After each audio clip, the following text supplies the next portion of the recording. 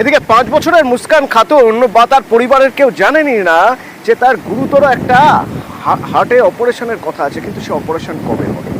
কারণ তারা দাবি করছেন এনআরএসে তারা ভর্তি তো হয়ে গেছেন, কিন্তু কবে তারিখ পাওয়া যাবে।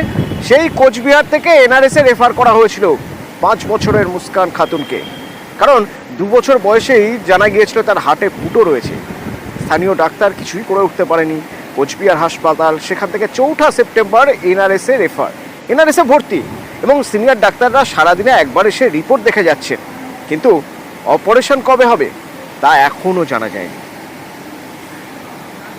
এখানে আমি মঙ্গলবার এসেছি, বুধবারে ভর্তি করাইছে, ডেট দিচ্ছে, খালি বলছে কি হবে হবে, অপারেশন করছে না। ওরা এখন বুঝতে পারছি না এখানে ডাক্তারবাবু আসছে কি আসছে না। খালি নার্স বলে কি ডাক্তারবাবু আসবে, ডেট দিবে।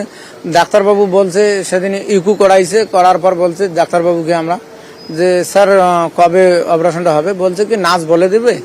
তারপর এখন থেকে আর বলে না। আরজি করে নিয়েই তো ওগুলো ঝামেলা বেশি চলছে না, ওই জন্য তো এখানে আসতেছে না। জুনিয়র ডাক্তার তো ওরা তো ওইখানে বসে আড্ডা দিচ্ছে, বলছে আবার রিপোর্ট পাই তারপর সবকিছু হবে।